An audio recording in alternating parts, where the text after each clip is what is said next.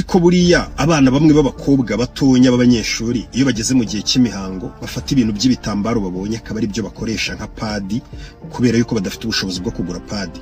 Ibyo bitambaro baba bafashe ntabwo byuzuje ubuziranenge, bakabishyira mu myanya yabo ahantu hagomba kwitonderwa no gukorerwa isuku by'umwihariko mu gihe bari mu mihango, ku buryo ibyo bitambaro kuko bitizewe bishobora kubatera uburwayi bukomeye cyane ama infection, bakubwira ko rimwe na rimwe bishobora no kugira bamwe bitera indwara zabayobora ku rupfu. Ibyo ni ibintu tuzaganiraho ubutaha, ni ikibazo kizwi gikomeye cyane.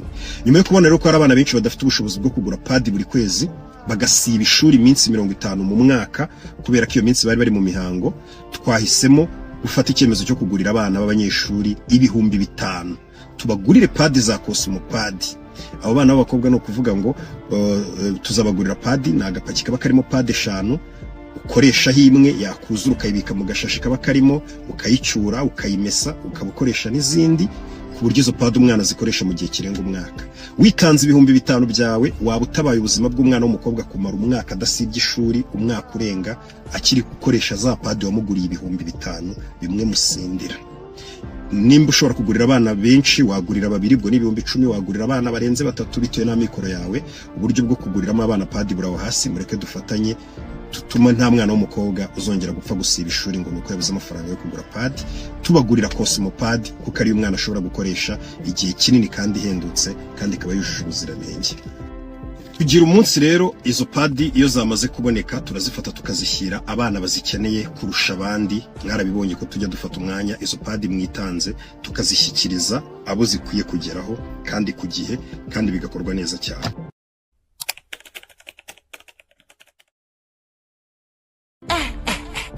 Mukiriya wa Lucky, uri umunyamugisha, wowe n'umuryango wawe twishimiye kubagezaho ifu y'ubugari Lucky cassava flour itunganwa n'uruganda rwa Lucky. Uyisongewe wese asigara yirahira, yewe n'abatarakundaga ubugari ubu barayobotse ku bwa Lucky cassava flour. Yisange mu gihugu hose mu maduka ya Lucky cyangwa duhamagare kuri nimero ziri kuri ekara yawe.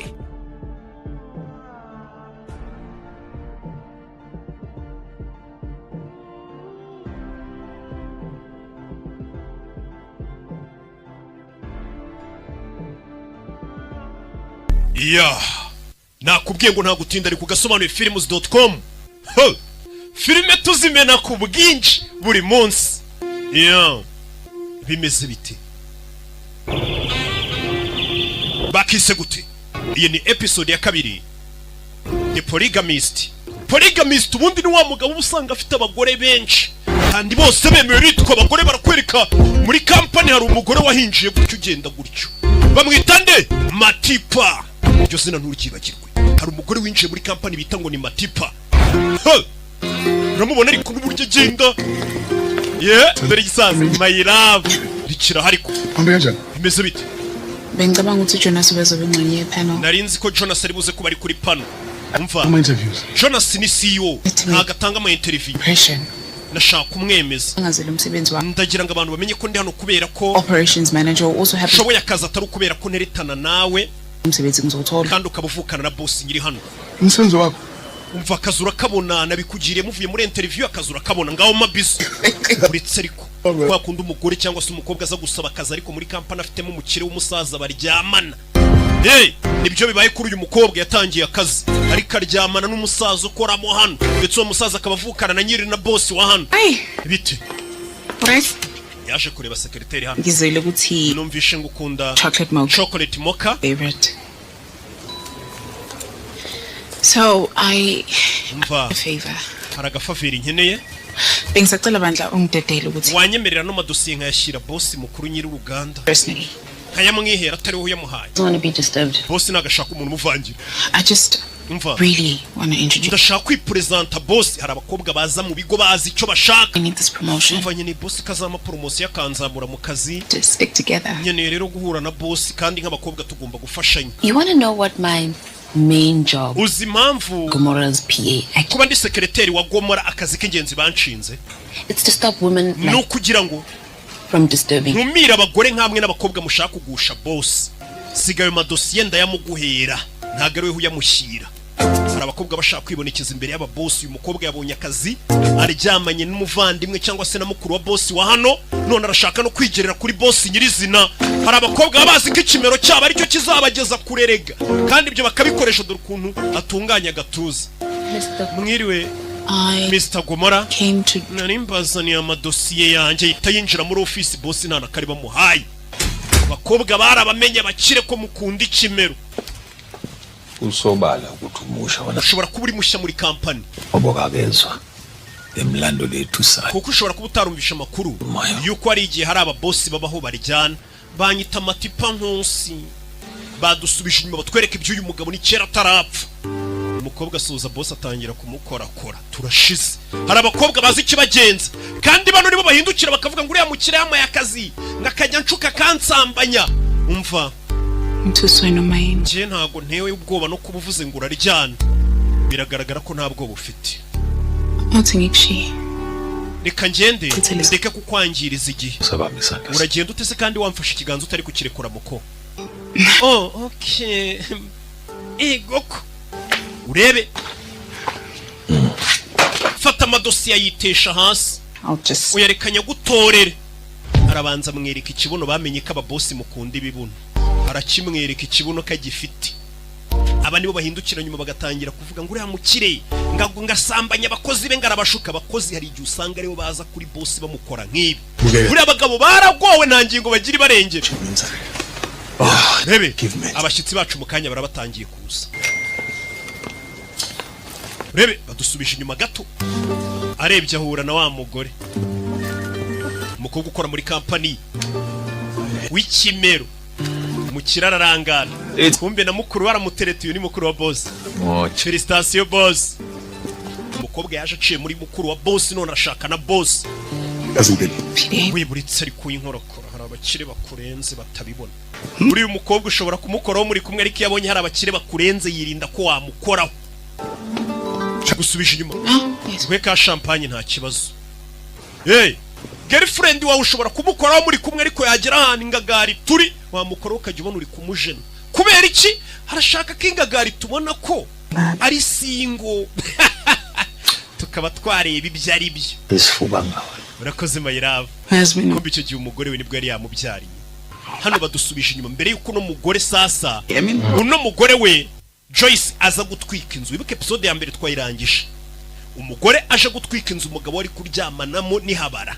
Bahise badusubiza inyuma muri episode ya kabiri kugira ngo batwereke ubundi iriya nzu umugore yatwitse irimo Jonas. Ubundi iriya nzu umugore yitwitse ririya habara ryaturutse. Barakwereka umunsi umugore abyarira umugabo we Jonas. No badusubije inyuma. Nibwo hari umukobwa wari waje muri kampani atangiye gutereta umugabo we. Nakubyariye akana keza. Ezwa loko. Rebe. Hey. Kampani ubu ngubu yaciri kugenda itera imbere mugabo wanjye. Umugore n'umugabo bari bameze neza. Iyi kampani kubitera imbere niwe wabikoze. Niwe wabikoze. Okay. Ngicela ukuyekela ukuba sawa, reka ndekera ukwiyoroshya. ngivume. Iyi kampani reka mbyemera higeze ninjye nawe twabikoze. Dufatanije n'umugore bari bishimye icyo gihe. Umugore yari yabyariye umugabo we. Felicitation, kampani iri kuzamuka ku rwego rwo hejuru. Kazi akana kabo ngo ni kazi niko bakisa. Kwereka umugore ari mu bitaro yabyaye.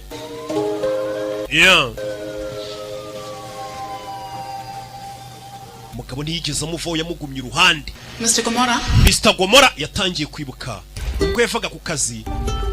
Wa mukobwa yaje amuhereza agapapuro. Wa mukobwa mushyashya muri kampani. Bira bintu muzana abakobwa beza muri kampani bashya. Kumbe hari agapapuro yamwandikiyeho. Amubwira tuze kugaruka duserebure. Ikibazo cye.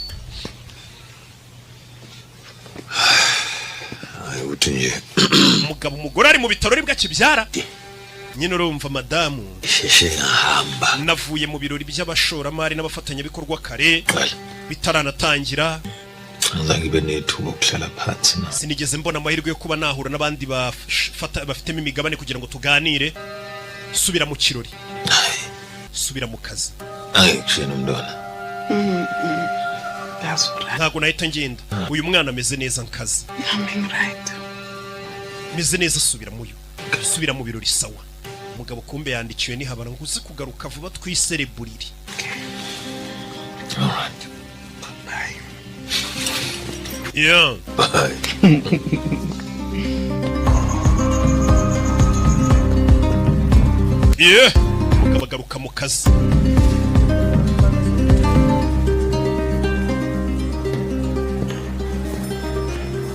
Bazi. Awu baba. muvandi Bafunana. wagarutse Funulo. Ndlovu. ndashaka ndilo Manje. avuye hano none haragiye But mina uthi mina fanele ngivaya I'm sorry. Kuno kumele endlini. Ngaphuka iqolo baba. Ah, it's strong lady. urebe man ngengeye kureba icyucyu umugongo ntuwuvune rero umugongo wanjye irakomeye ni mukuru we bose n'abasazi Shosho.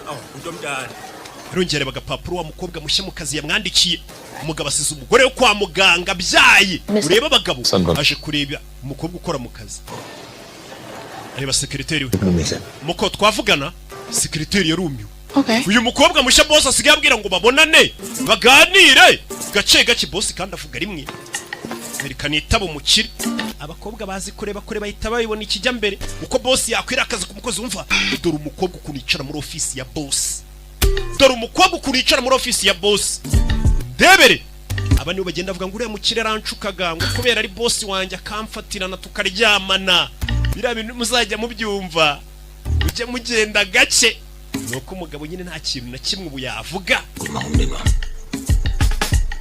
ufite umuryango mwiza ntabwo waje ngo tuvugane ku bya famiye yanjye jano dore boss n'umukozi mushya ureba abagabo asize umugore we kwa muganga aribwo akibyara agiye kumuca inyuma kikwereka ko umugabo ari umwana wundi